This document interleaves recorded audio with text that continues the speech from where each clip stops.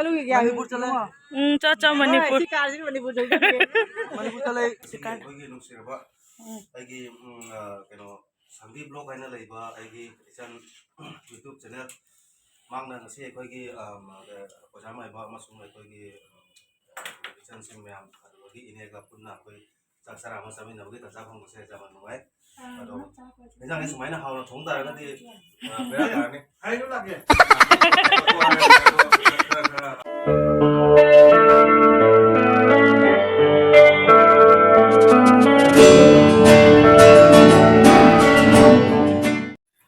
Hello everyone and welcome back to my channel. Ma'am ngasi agi blog se morning dagi dum hore huji dup tharamine bako ado dum yang halake ma'am dasu ado ngasi se Manipur ki maiba adaiti maibi sing the kano date 28 ki oina flight ka e bako moi se flight phangdana ado huji Jaipur da lai ri bako agi ipam da lai ri ado ngasi se moi Silchar da haibdi ai nupagi yumda koirakani haina tawiyabako ado adumaina kaure habdi aina kauri ni ko chak chara amtang chaminagisi noina Manipur da handringai da aina do moise kaure do ngasi se moi laktoini bako aduni do myam ngasi ki blog se moi khoida koirakpagi oidoini bako ado myam da dum matek tawnai share dum tawjarakke myam na dum loibo yengminasi duga anauba sina oragadi ai channel se subscribe tawbiramo ado video se yengaga like se tawshan biramo myam मैम दुप थारमबको मैम शेयर तौरनेबको मैम ममांग ब्लॉग हाईद्रनेको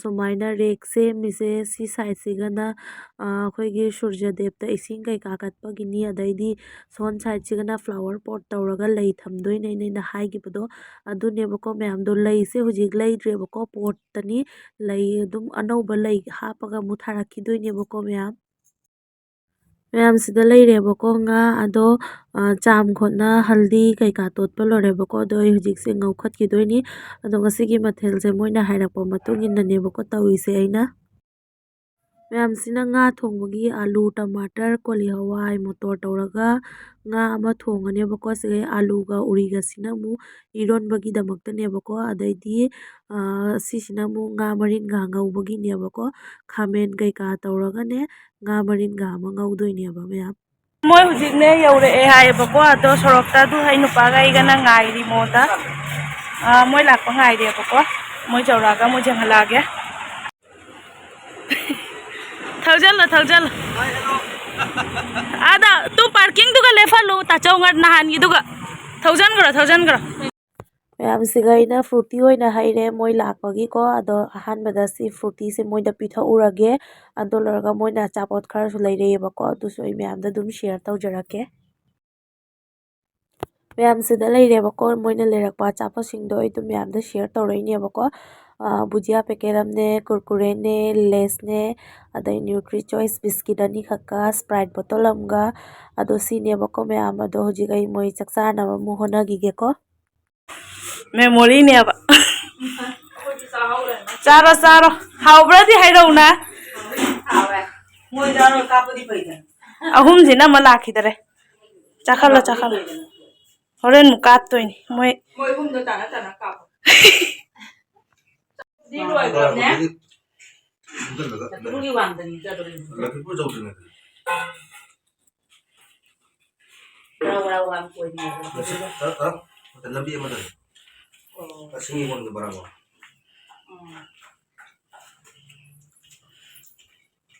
Kasar live kem ngang dre ngasi. Ngang gitu ya. Siga. Oh. Microphone jauh dre. Microphone jauh tak su nang speaker. Koigi nungsiraba.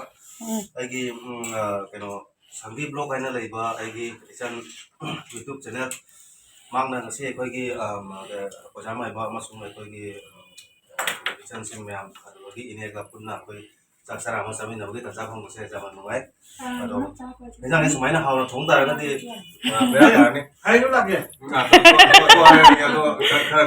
dum kero tawbiu kita do hawan deba bai aina kan dei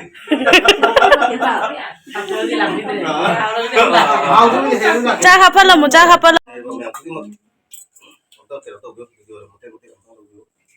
laure moi gi lau gare nang tani la haudri seina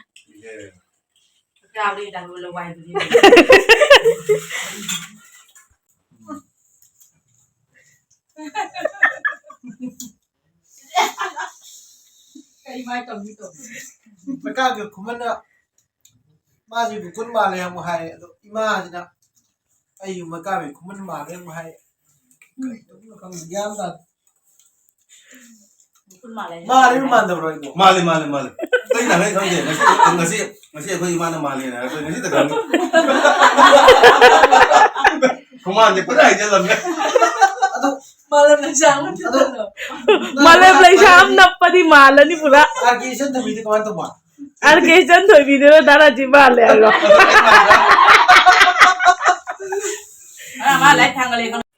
Cái video này handak direct. Hai ro punna hai ro. Aku yang foto re video kapo. Kafe. mau ada ini blog. Aku yang foto re. Kong lahan baik kudang thang sih. So se jet hole जा रहे हैं. आके रखो lahan baik jet thang ke. Thôi, ladies first. Moi wangang hai taman. Bye. Ayo cuci. Chalo ro moi ga. Isang tôi cũng chỉ có cái khó mà mình lùm bợ. Dara ji, tara purba ubi gro. La. Ini juga kupung tuh. Kupung.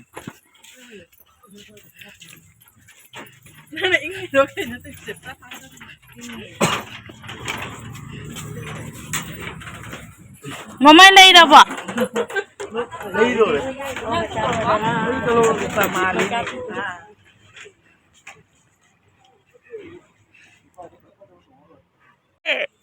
Minjen manung dai oi na. Bye. Noi chat pa una ra. Manipur चले. Cha Manipur. Manipur चले.